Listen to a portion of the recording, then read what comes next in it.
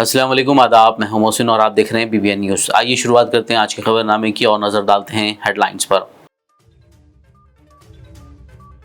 इस महीने की 17 तारीख को श्री राम नवमी हैदराबाद में निकाली जाएगी शोभा यात्रा। हैदराबाद पुलिस कमिश्नर ने पुलिस और मुख्तलिफ ओहदेदारों के साथ मुनक्किद किया जायजा इजलास।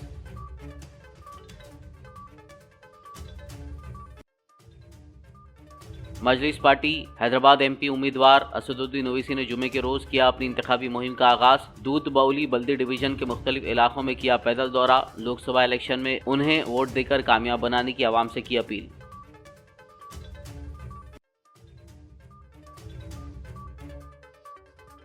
तेलुगु रियासतों के दरमियान पानी के तनाज़ात के तनाज़ुर में KRMB का हैदराबाद में इजलास। मौसम गर्मा में पानी की तकसीम पर हुआ तबादिले ख्याल।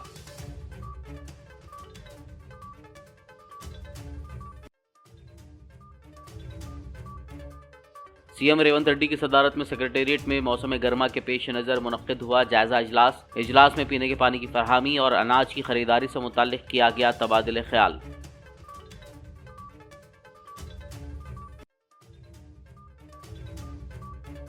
बीजेपी रुकन राज्यसभा के लक्ष्मण ने चीफ मिनिस्टर और कांग्रेस पर लगाया इल्जाम। कहा, कांग्रेस असदुद्दीन ओवैसी को हैदराबाद लोकसभा सीट से जितवाने की कर रही है कोशिश।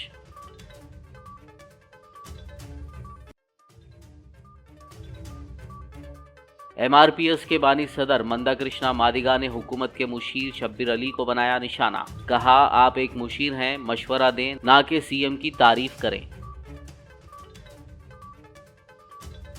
और अब खबरों की तफसील। इस महीने की 17 तारीख को श्री राम नवमी के मौके पर हैदराबाद में शोभा यात्रा निकाली जाएगी।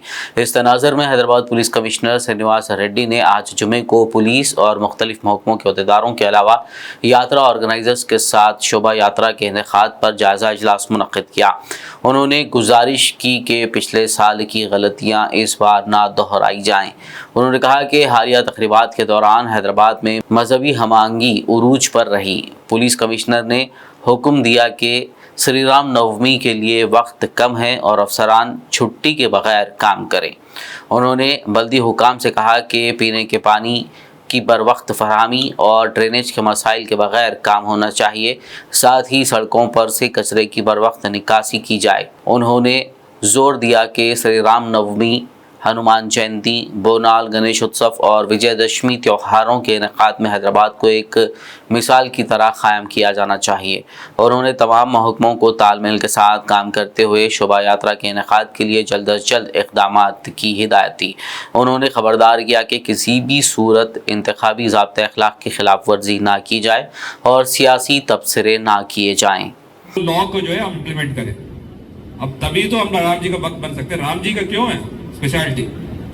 अपना जो धर्म है उसको किसी की हालत में उसको धर्म से डिविएट नहीं हो। हमारा पुलिस का भी धर्म है लॉ एंड ऑर्डर एनफोर्स करना। हम लोग हमारा साइड से हमारा रिस्पॉन्सिबिलिटी कैसे निभा रहे हैं, हम भी हमारा धर्म को फॉलो कर रहे हैं। तो हम रिक्वेस्ट करते हैं कि बिना परमिशन का कोई ड्रोन न उड़ाए।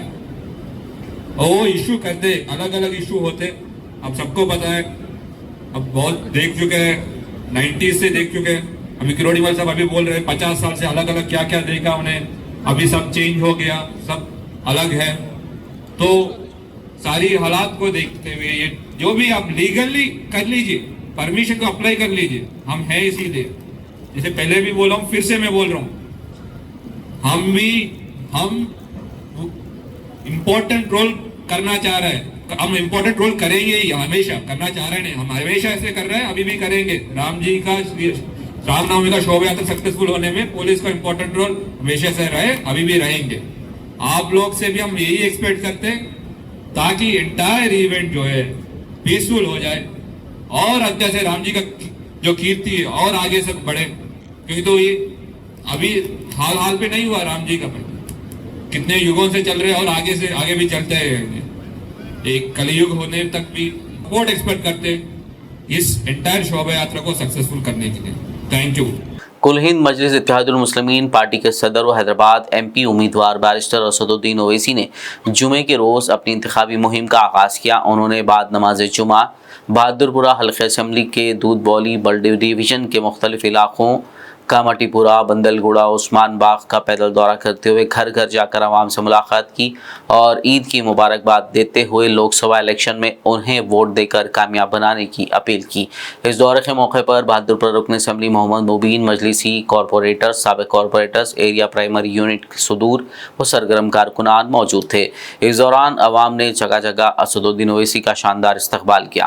होगा तो मुकामी मजलिस के सदर मोतमदीन अरकान से मेरी गुजारिश है कि आप इन दोनों दौरों में शिरकत करिए और हमको अपनी इंतखाबी मुहिम अल्हम्दुलिल्लाह आज हमने बाद नमाज जुमा के बाद उसका आगाज़ किया है और मुझे यकीन है कि इंशाअल्लाह ताला आप और हम मिलकर हैदराबाद की पार्लियामेंट की सीट पर मजलिस इत्तेहादुल मुस्लिमीन को कामयाब और कामरान करेंगे और हमको ये कोशिश ये करना है कि हमारा पोलिंग परसेंटेज बढ़े, ज़्यादा से ज़्यादा हमारा पोलिंग परसेंटेज बढ़े। हम आवाम से भी अपील करते जाएंगे कि वो उस दिन निकल कर अपने वोट का इस्तेमाल करें। तो इंशाअल्लाह ताला आज से इंतखाबी मुहिम का आगाज़ हुआ है और 19 तारीख के दिन इंशाअल्लाह ताला मैं पर्चे नामजदगी दाखिल करूँगा। जुमे की नमाज के बाद आप तमाम से सुनने वालों से ये अपील है कि आप दुआ फरमाइए और एक पहला मरकज़ी जलसा 19 अप्रैल के दिन पीगल कुंटे के पास मुनक़्क़िद किया जा रहा है, जिसमें मजलिस इत्तेहादुल मुस्लिमीन के तमाम अरकान असम्बली, अरकान क़ानून साज़ कौंसल, अरकान बल्दिया और क़ायद मुखन्ना जनाब अकबरुद्दीन ओवैसी साहब का खुसूसी खिताब होगा। आप तमाम से अपील है कि उस जलसे में भी शिरकत। चारमीनार से मजलिस पार्टी एमएलए मीर जुल्फ़िकार अली ने पत्थरगत्ती डिवीज़न के मुख्तलिफ इलाकों का दौरा करते हुए मजलिस पार्टी सदर व MP उम्मीदवार असदुद्दीन ओवैसी के लिए इंतखाबी मुहिम चलाई। इस दौरे में MLC रियाजुल हसन अफंदी, कॉरपोरेटर्स सोहेल खादरी, अलमदार वाला जाही, मुस्तफ़ा अली मुजफ्फर, साबिक कॉरपोरेटर्स, एरिया सुदूर व सरगर्म कारकुनान मौजूद थे। आज अलीदा कोटला और अतराफ़ अफनाफ के इलाक़ों में मजलिस इत्तेहादुल मुस्लिमीन के इंतखाबी दौरे का आगाज़ हुआ है। जो इलेक्शन पार्लिमानी इलेक्शन है सदर मोहतरम का, उसके जो पैदल दौरों का आज से पैदल दौरे शुरू हुए हैं और आज इंशाअल्लाह ताला ये पूरा अलीदा कोटला, चुमटी शाह मैदान, चढ़ाऊ की मस्जिद, गच्ची चबूतरा, ये पूरा एरिया हम आज पूरा करेंगे और इंशाअल्लाह कल सुबह भी दौरा हुसैन आलम कमान से लेकर गुलाब सिंह बौली, फूल बाग, ठीकरी मैदान, ये तमाम वहाँ पर दौरा है और कल शाम में भी दौरा जो है सो नूर खां बाज़ार, चमन से और उसके अतराफ़ के इलाक़ों में दौरा होगा। मैं सब आवाम से गुजारिश करता हूँ कि आप तमाम इस दौरों में आकर कामयाब कीजिए। दोनों तेलुगु रियासतों के दरमियान पानी के तनाज़ात के तनाज़ुर में कृष्णा रिवर मैनेजमेंट बोर्ड यानी KRMB ट्राइब्यूनल ने आज हैदराबाद में एक अहम इजलास मुनक़्क़िद किया। इस दौरान मौसम गर्मा में पानी की तकसीम पर तबादले ख्याल किया गया।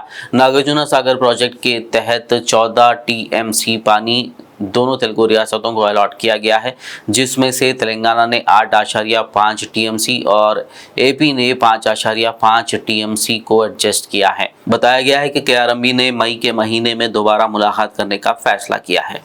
ఇంతవరకు ఎవరెవరు ఎన్ని నీళ్ళు వాడుకున్నారు, ఇప్పుడు ఇంకా ఎన్ని నీళ్ళు మిగిలి ఉన్నాయి అనేటటువంటి వాస్తవ పరిస్థితిని బేరీజు వేసుకుని అందరి డ్రింకింగ్ అవసరాలు, తాగునీటి అవసరాలు, ఎందుకంటే చాలా డ్రాట్ కండిషన్స్ ప్రివైల్ అవుతున్నాయి, ఉన్న నీటిని చాలా క్రమ పద్ధతిలో జ్యుడిషియస్గా వాడుకోవడానికి ఎంతవరకు ఎవరు వాడుకోవాలనే విషయమే కూలంకషంగా చర్చించడం జరిగింది.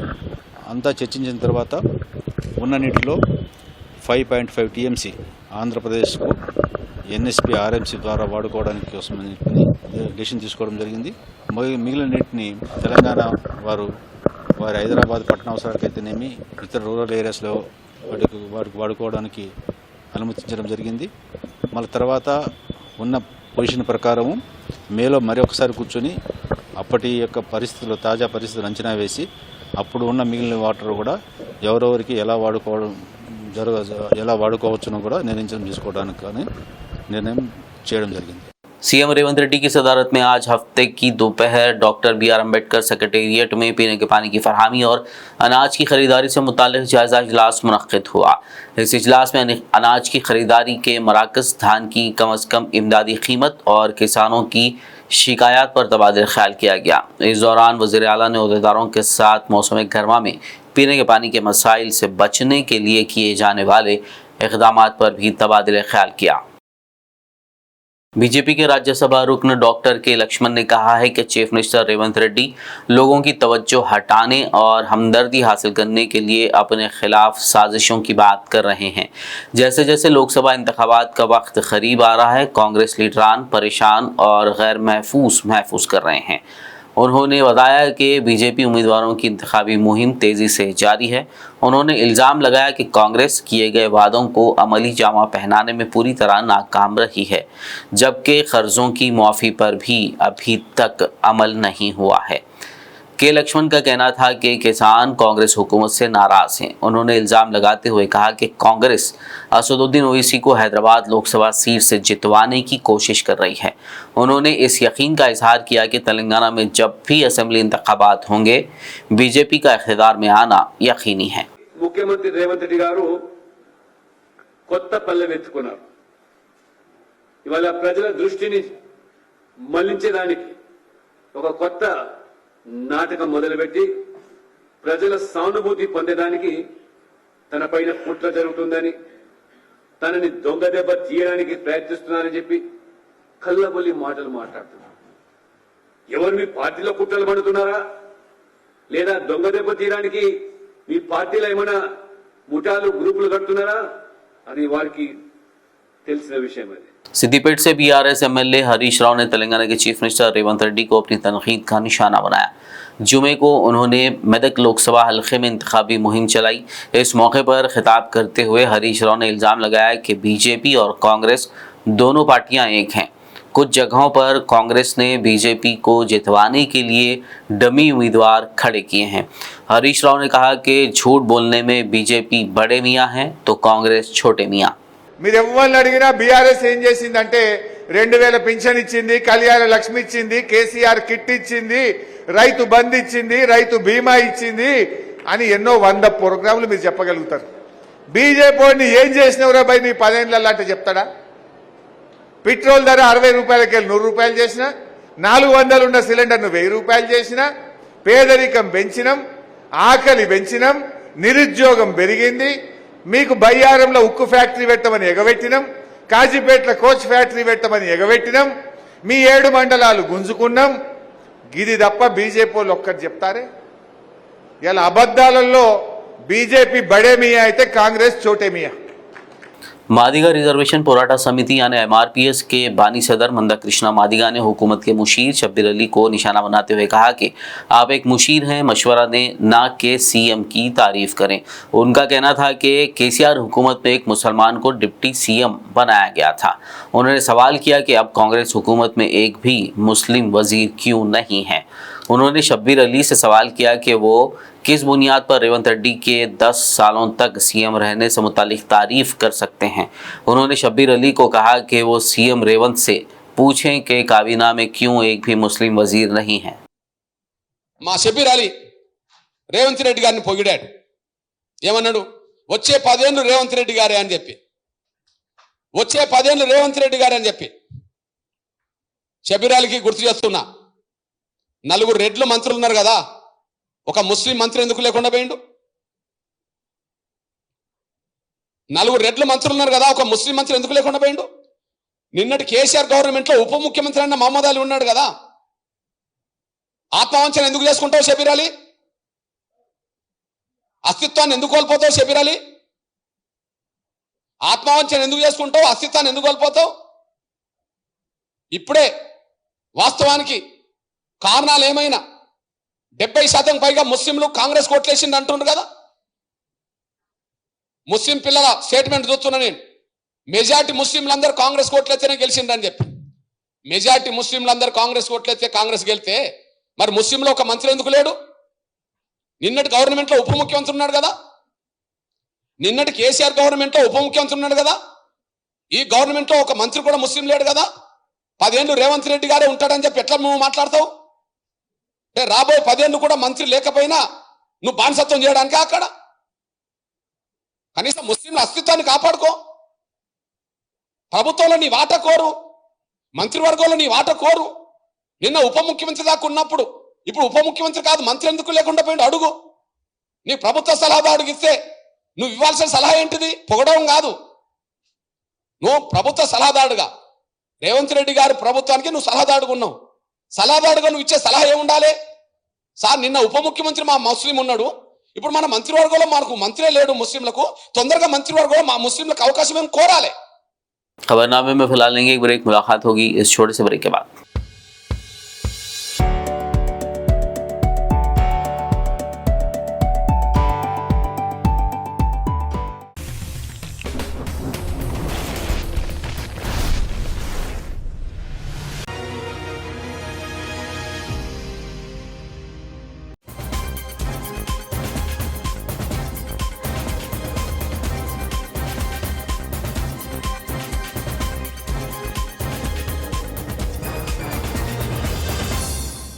ब्रेक के बाद खबरनामे में आपका दोबारा खैर मकदम है। आइए बढ़ते मजीद खबरों की जान। वरंगल से बीजेपी एमपी उम्मीदवार आरूरी रमेश ने सवाल किया कि वरंगल के लोग गुंटूर के रहने वाले मोहम्मद काव्या नजीरुद्दीन को वोट क्यों दें, जिसकी शादी आंध्र प्रदेश के मोहम्मद नजीरुद्दीन से हुई है। हरमकुंडा में साबिक एमपी अजमेरा सीताराम नायक के साथ मीडिया से बात करते हुए आरूरी रमेश ने कहा कि उन्होंने वरंगल ज़िले के बच्चे की हैसियत से 2 बार एमएलए जीतकर वर्धनापेट के लोगों की खिदमत की। उन्होंने इल्ज़ाम लगाया कि कड़ियम श्रीहरि ने दलितों पर जुल्म किया और वो भी उनकी साजिशों का शिकार बने। आरूरी रमेश ने कड़ियम श्रीहरि पर इल्ज़ाम लगाया कि वो किसी भी पार्टी में रहें दलितों पर जुल्म करते रहेंगे। बीआरएस में भी उन्होंने वही किया था। आरूरी रमेश ने वरंगल के लोगों से सवाल किया कि आप उन्हें गुंटूर की बहू काव्या नजीरुद्दीन चाहिए या फिर वरंगल का बेटा आरूरी रमेश। మరి కావ్య గారికి ఈ వరంగల్ కున్న సంబంధం ఏంటి? కావ్య నజరుద్దీన్ వారి అత్తగారు గుంటూరు, మరి ఆ గుంటూరు వాసికి వరంగల్ పార్లమెంట్ టికెట్ ఏం అవసరం? మరి దయచేసి మహమ్మద్ కావ్య నజరుద్దీన్ ఎందుకు ఇక్కడ ఈ ప్రజలు ఓటు వేయాలి? నేను మీ బిడ్డగా, ఇక్కడ పుట్టి పెరిగిన బిడ్డగా, ఈ ప్రజల మధ్యలో ఉన్న బిడ్డగా, ఈ ప్రజల మధ్య కష్ట సుఖాలు పంచుకున్న బిడ్డగా, మరి నేను ఒకటే మనవి చేస్తున్నా, మరి గుంటూరు వాసి కావాలా మీ బిడ్డ కావాలా? ఒక్కసారి మీరు ఆలోచన చెయ్యాలి. గతంలో ఎస్సీ రిజర్వేషన్ వల్ల 40 సంవత్సరాలుగా ఈ ప్రాంతంలో ఉన్న దళితులు నష్టపోయారు, ఆగమయ్యారు. గతంలో మరి SC reserve Station Ghanpur MLA Kadiyam Srihari ने कहा कि उनकी बेटी काव्या यहाँ पैदा हुई है और यहाँ कड़ियम फाउंडेशन कायम करते हुए बहुत सी फलाई सरगर्मियां अंजाम दे रही है। उन्होंने सोशल मीडिया पर चल रही मुहिम के काव्या गुंटूर से है का सख्त जवाब दिया। इसके अलावा उन्होंने कहा कि वो चीफ मिनिस्टर रेवंत रेड्डी के आशीर्वाद से वरंगल की तरक्की करेगी। कड़ियम ने वाजे किया कि उन्होंने किसी पार्टी को सपोर्ट नहीं किया। कड़ियम ने मजीद कहा कि आरूरी रमेश जिसकी परवरिश उनकी तरफ से की गई थी, इस बात पर गुस्से का इजहार कर रहे हैं कि वो उससे मुंह मोड़ चुके हैं। कड़ियम ने कहा कि उन्होंने पहले आरूरी रमेश की जीत के लिए मुहिम चलाई थी, लेकिन वो गुज़िश्ता असेंबली इंतखाबात में ज़मीनों पर कब्जे की वजह से हार गए थे। నేను ఎన్నడూ కూడా ఏ పార్టీలో ఉన్నా ఆ పార్టీ నిర్ణయానికి విధానానికి కట్టుబడి ఉన్నానే తప్ప ఎవరికి వెన్నుపోటు పొడవలేదు. ఆ మాటకు వస్తే నా ద్వారా ఎదిగిన అరుణ్ రమేష్ నాకు వెన్నుపోటు పొడిచాడు. నేను పెంచిన అరుణ్ రమేష్ నాకు వెన్నుపోటు పొడిచాడు. ఎందుకు అంటే బీఆర్ఎస్ టికెట్ ఆయనకి ఇవ్వమని అడిగాము. మేమందరం కూడా యునానిమస్గా బీఆర్ఎస్ టికెట్ ఆయనకే ఇవ్వమన్నాం. కానీ మా మాట వినుకుంటూ వెళ్ళిపోయాడు, టికెట్ తెచ్చుకున్నాడు. నీకు వెన్నుపోటు పొడవలే, నీకు అన్యాయం చేయలే, నీకే టికెట్ ఇవ్వమని చెప్పాము మేము. కేసీఆర్ ముందట, రమేష్ ముందట, అందరి ముందట రమేష్కే టికెట్ ఇవ్వమని అందరం చెప్పాము. నువ్వు వెన్నుపోటు పొడిచి పార్టీ మారి ఇతరుల మీద నువ్వు మాట్లాడే అర్హత నీకెక్కడిది? నువ్వు కూడా పార్టీ మారినావు కదా. 10 ఏళ్ళు ఎంజాయ్ చేసి కాంట్రాక్టులు తీసుకొని రియల్ ఎస్టేట్ చేసి దందాలు చేసి డబ్బులు సంపాదించుకొని నువ్వు కూడా పార్టీ మారినావు కదా. నువ్వు ఇంకో बीआरएस एमएलसी के कविता दिल्ली के राउस एवेन्यू कोर्ट में पेश की गई। उन्होंने दिल्ली शराब घोटाला केस में सीबीआई के जरिए अपनी गिरफ्तारी को चैलेंज करते हुए अदालत में एक अर्जी दाखिल की थी। अदालत ने इस दरखास्त पर दलाइल सुनते हुए उनकी दरखास्तें खारिज कर दी। कविता ने उन्हें गिरफ्तार करने और उनसे पूछगछ के 2 मसाइल पर 2 दरखास्तें दाखिल की थी। अदालत ने ये दोनों दरखास्तें खारिज कर दी। दूसरी जानिब कविता की मजीद 5 दिन के लिए सीबीआई तहवील के लिए दाखिल की गई दरखास्त पर अदालत में दलाइल मुकम्मल कर लिए गए। फाजिल जज ने इस दरखास्त पर फैसला महफूज कर लिया है। जल्दी ही फैसला सुनाया जाएगा। अगर कविता को अदालती हिरासत में भेज दिया जाता है तो उन्हें सीबीआई के दफ्तर मुंतकिल कर दिया जाएगा। रियासती वजीर पूनम प्रभाकर ने कहा है कि पीएम मोदी ने अलहदा रियासत तेलंगाना की तश्कील की तौहीन की है। पूनम प्रभाकर ने पार्टीशन एक्ट में किए गए वादों को पूरा ना करने पर मरकजी हुकूमत पर तनकीद की। उन्होंने सवाल किया कि मोदी की सालाना 2 करोड़ नौकरियों का क्या हुआ। उन्होंने मजहबी जज्बात के साथ सियासत करने पर बीजेपी को तनकीद का निशाना बनाते हुए मोदी और अमित शाह पर मुल्क की 9 रत्न कंपनियों को मिलकर बेचने का इल्ज़ाम लगाया। మేము అడుగుతా ఉన్నాం, ఇలా మీరు భారతీయ జనతా పార్టీ వచ్చిన తర్వాత తెలంగాణ రాష్ట్రానికి జరిగింది ఏంటి, తెలంగాణ రాష్ట్ర ప్రజల ప్రయోజనానికి మీరు సాధించింది ఏంటి? అధికారంలో రాగానే కదా 7 మండలాలు సీలేరు ప్రాజెక్టు తీసుకుని ఆర్డినెన్స్ ద్వారా ఆంధ్రాలో కలిపి మీరు తెలంగాణలో మీకే ముఖం ఉంది అని అడుగుతున్నాం. ఇలా తెలంగాణ రాష్ట్రం ఇచ్చినటువంటి ఒక భౌగోళిక పరిస్థితి నుండి 7 మండలాలు సీలేరు విద్యుత్ ప్రాజెక్టు తెలంగాణలో విద్యుత్ కోతలు లేకుండా కాపాడగలిగేటువంటి ఆ యొక్క ప్రాజెక్టును తీసుకుని మీరు ఆంధ్రలో కలిపి తెలంగాణ విభజన హామీలు అమలు చేయకుండా తెలంగాణ విధానాన్ని వ్యతిరేకించి అవహేళన చేసి అమరులను కించపరిచి తెలంగాణ ఏదో దొంగతనాన్ని ఎత్తుకొని పోయిందని చెప్పేటువంటి మీకు తెలంగాణలో ఓటు అడిగే హక్కు ఉందా ముందరని అడుగుతాను. ఇలా అంతేకాదు, ఇలా ఒక జాతీయ ప్రాజెక్ట్ ఇచ్చిండ్రా, ఒక ఇండస్ట్రీ వచ్చిండ్రా, ఒక మెడికల్ ఒక పెద్ద ఇన్స్టిట్యూట్ తీసుకొచ్చిండ్రా. ఈ రాష్ట్రంలో ఎవరికి ఇల్లు కట్టించిండ్రు? ఈ రాష్ట్రంలో ఒక రేషన్ కార్డు అని ఇచ్చిండ్రా? ఈ రాష్ట్రంలో రైతులకి మీరు ఏమైనా చేయగలిగిండ్రా? అవును, రైతులు 2000 ఇస్తున్నారు, దేశం మొత్తం ఇస్తున్నావు. తెలంగాణ 29వ రాష్ట్రంగా దేశంలో ఒక చిన్న కూడలాగా ఏర్పడే ఈ రాష్ట్రంకి భారతీయ జనతా పార్టీ కేంద్ర ప్రభుత్వం ఏం చేసిందని అడుగుతా ఉన్నాం. ఇలా మేము మా కరీంనగర్ లోక్సభ వరకు తేదీ 14 నాడు బాబాసాహెబ్ అంబేద్కర్ గారు జయంతి రోజు పార్టీ కార్యాలయంలో అక్కడ ఉండబడేటువంటి ఈ మతపరమైన రాముడి పేరు మీద दरगाह हजरत सैयद शाह मूसा खादरी रहमतुल्लाह अलैह वाक़े पुराना पुल हैदराबाद के सज्जादा नशीन व मुतवल्ली हजरत मौलाना पीर सैयद शाह मोहम्मद फजलुल्लाह खादरी अल मूसवी और मौलाना पीरजादा सैयद वासिफ आलम खादरी अल मूसवी, मौलाना डॉक्टर पीरजादा सैयद तनवीर आलम खादरी अल मूसवी, शेखुल खलीफा बारगाह मूसाविया ने इख्ताए आलम के मुसलमानों को ईद की पुरखुलूस मुबारकबाद पेश की है। की मुबारकबाद पेश करता हूँ और दुआ करता हूँ मौला के जो हज़रात साल माह मुबारक में रोज़ा रखे हैं, नमाज़ तरावी अदा किए हैं, सलात की हैं और इत्तिकाफ़ किए हैं, अल्लाह ताला इनकी मददों को पूरी फरमा। अल्लाह हम सब को आफ़ू फरमा दे। अल्लाह हम सब के असबाब खोल दे, हमें नेक तरीक़ा फरमा और हमारे सारे मुल्क के सारे आलम की मददों का बात करे। हमें तंग वक्त नमाज जमात पढ़ने की मसाजिद को आबाद करने की तौफ़ीक़ फरमा। अल्लाह हम सब के तमाम मसाइल फरमा दे। अल्लाह हमें जो रोज़गार है, अल्लाह उनको रोज़गार को खोल दे, फतूहात को जारी फरमा दे, शिफाए अमराज को दफ़ाए बलियात अल्लाह मुश्किलात का फरमा दे। अल्लाह हमारे शहर में अमन अमान अता फरमा दे। अल्लाह अक्ता आलम मुसलमानों को तोड़ फरमा दे। ख़ास तौर पर फ़लस्तीन पर जो हमले हो रहे हैं और फ़लस्तीन के जो लोग सख्त परेशान है, अल्लाह उनकी परेशानियों को दूर फरमा दे। अल्लाह वो जो लोग शहीद हुए हैं, अल्लाह उनके मरातब को बुलंद फरमा दे। आला से आला मकाम ज़िंदगी नहीं होता फरमा दे। अल्लाह सारे मुसलमानों पर रहम करम फरमा। अल्लाह जो मज़लूम है तो उसकी मदद फरमा दे और जो जालिम है उनके जुल्म से हमको बचा। तो आखिर दावाना अल्हम्दुलिल्लाह आलमीन। अल्लाहु अकबर ला इलाहा इल्लल्लाहु अल्लाहु अकबर वलिल्लाहिल हम्द। अस्सलामु अलैकुम व रहमतुल्लाहि व बरकातहू। आप तमाम हज़रात को बारगाह मुसविया की जानिब से ईद उल फितर की बहुत बहुत मुबारकबाद। मैं दुआ करता हूँ कि अल्लाह तबारक व तआला आपके और हमारे रोज़ों को कबूल करे और आपकी और हमारी इबादतों को कबूल करे, आपके और हमारे सजदों को कबूल करे।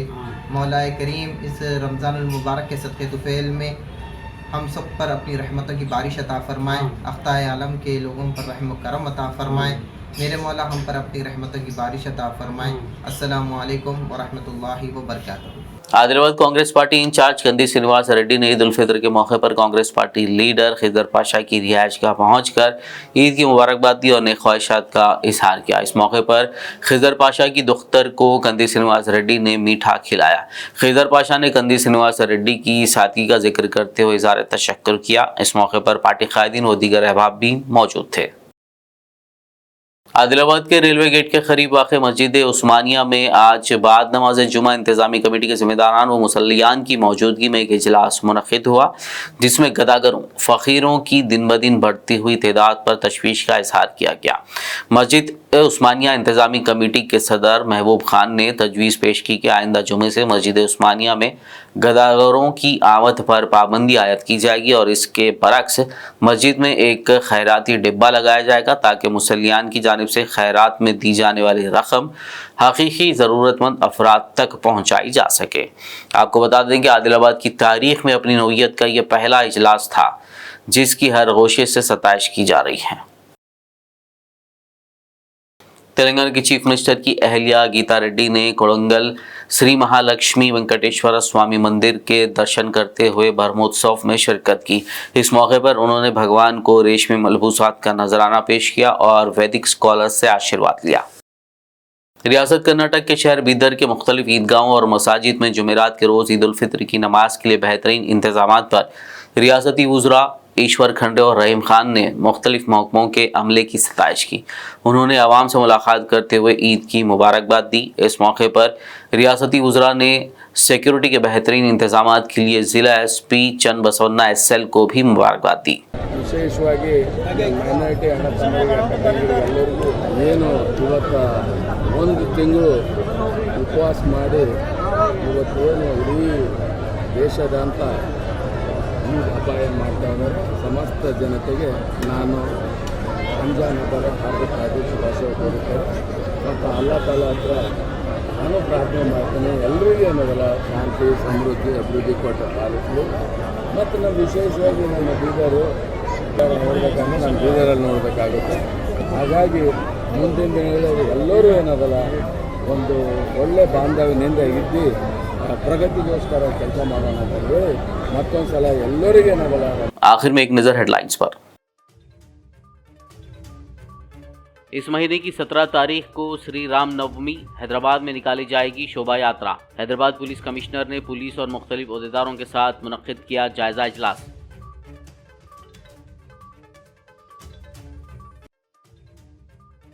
मजलिस पार्टी हैदराबाद MP उम्मीदवार असदुद्दीन ओवैसी ने जुमे के रोज किया अपनी इंतखाबी मुहिम का आगाज। दूध बाउली बल्दी डिवीजन के मुख्तलिफ इलाकों में किया पैदल दौरा। लोकसभा इलेक्शन में उन्हें वोट देकर कामयाब बनाने की आवाम से की अपील।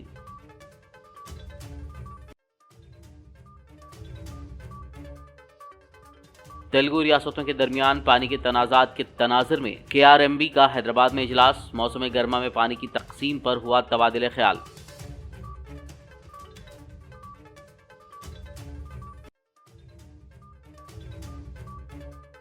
CM रेवंत रेड्डी की सदारत में सेक्रेटेरिएट में मौसम गर्मा के पेश नज़र मुनक्किद हुआ जायजा इजलास। इजलास में पीने के पानी की फरहमी और अनाज की खरीदारी से मुताल्लिक़ किया गया तबादिले ख्याल।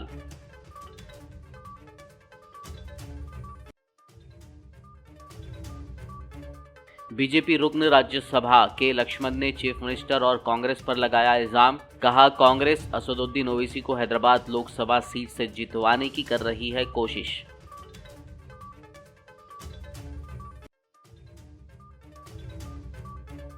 MRPS के बानी सदर मंदा कृष्णा मादिगा ने हुकूमत के मुशीर शब्बीर अली को बनाया निशाना। कहा, आप एक मुशीर हैं, मशवरा दें, ना कि CM की तारीफ करें।